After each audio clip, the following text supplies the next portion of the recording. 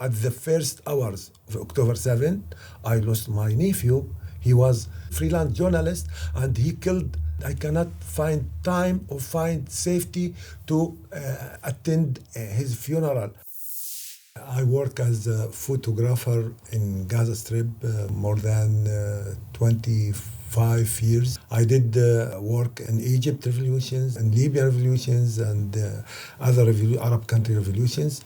This genocide was the last and the more difficult coverage I faced during my work life. And Mohammed, you're also one of the 4 protagonists out of a team of 10 colleagues of Agence France-Presse, one of the main leading international news agencies. In your office in Gaza, there is a documentary, Inside Gaza, by Helene Lamtrong. Helene said that the documentary, as shocking as it might be for a Western audience, is still a very, very light version of reality, a very light version of what's actually happening on the ground. Did you have the fear that the representation, what the documentary is showing, was maybe not accurate enough, was too easy, or were you okay with the final outcome?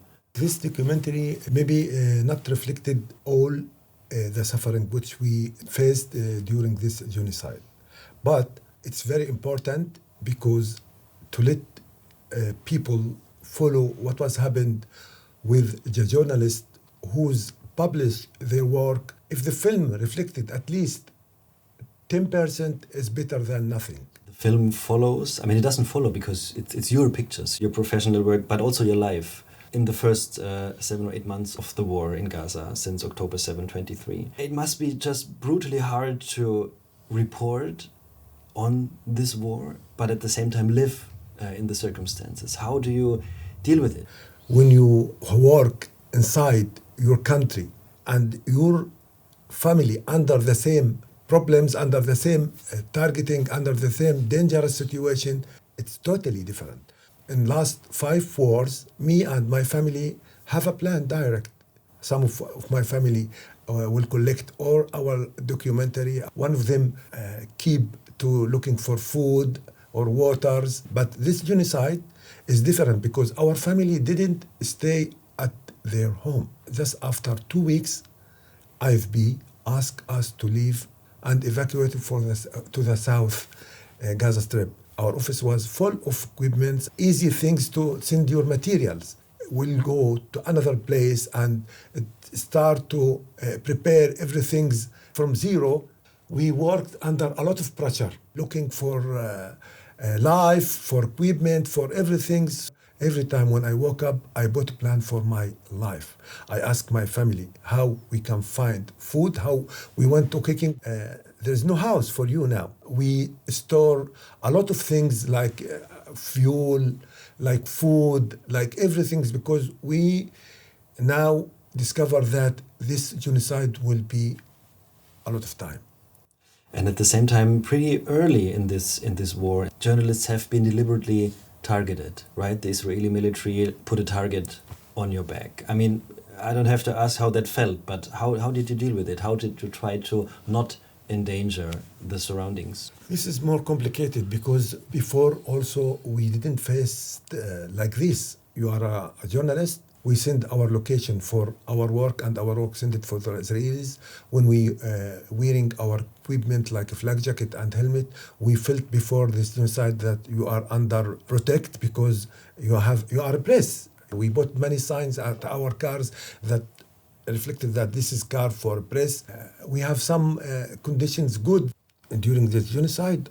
Just after a few days, we discovered that all the journalists were targeting, especially after AP reporting about Israel's IDF announcement that there no guarantee for the journalists. And especially since you very sadly also have lost family members, right, in the first weeks. Hundreds of journalists whose work in Gaza Strip, they are suffering a lot. They are lost a lot of their relatives. Some of them lost their families direct.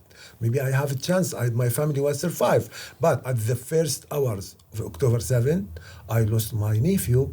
He was freelance journalist, and he killed. I cannot find time or find safety to attend his funeral. Also, after just 3 days, I lost my aunt family. All of them was killing under the rebels after targeting their home. So we decide now to change our plan.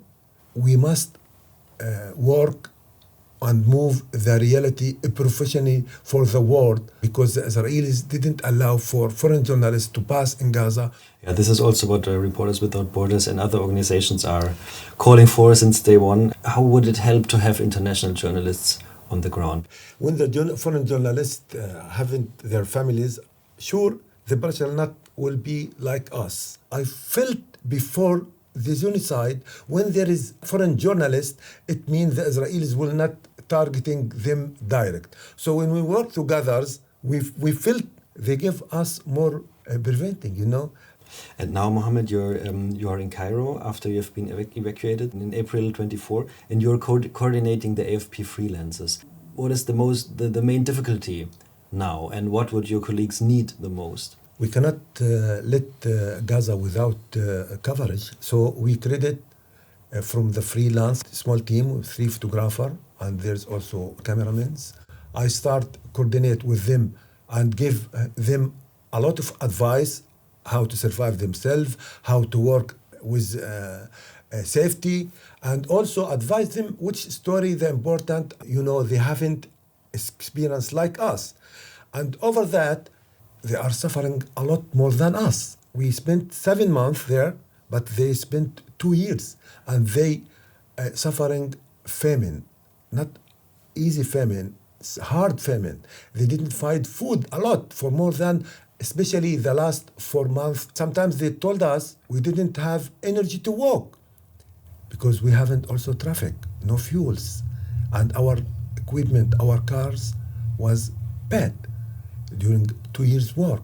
There's no parts to fix enter Gaza. Day after day, problems are more difficult. They ask us, we need to survive our family. There is many society like RSF and like other try to help to survive their families, but we find that the Israelis have a plan for that. Till now, to be honest with you, we didn't find any solution to survive our team or our freelance out of Gaza.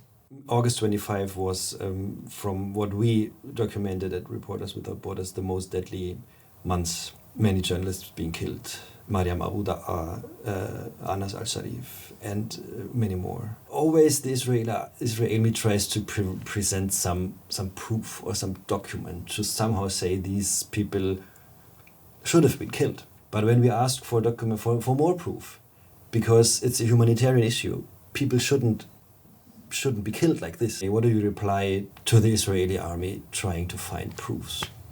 I remember New York Times did a huge report about Anas al-Sharif and about Mariam Abu Da'a and asked the Israelis about documents that told why they are killing them. Also, The Guardian, Washington Post, and the main famous media did a lot of reports about that, but they didn't find any document told that these people belong to Hamas or belong to something, or there's some of them killing during the coverage, and the Israelis need to disappear the reality from all the world. I ask myself all the time, why the Israelis doing this and killing a lot of journalists? The society in all the world must judge the Israelis army because they are killing these journalists and must take all of them to the court. The International Criminal Court deals with the situation of journalists being killed. Do you, as a Palestinian, have hope in the International Criminal Court of Justice? The Palestinians, they keep hope all the time. But maybe for me as a journalist and looking about what happens over the table and under the table, looking for what happens now, politic things, I don't keep the hope about that. If we, as a journalist, silent about what was happening to our colleagues, this is also a criminal. This is maybe will happen again against our colleagues if we were. Mohammed, so thank you very much for taking your time and being here. Thanks a lot. My pleasure.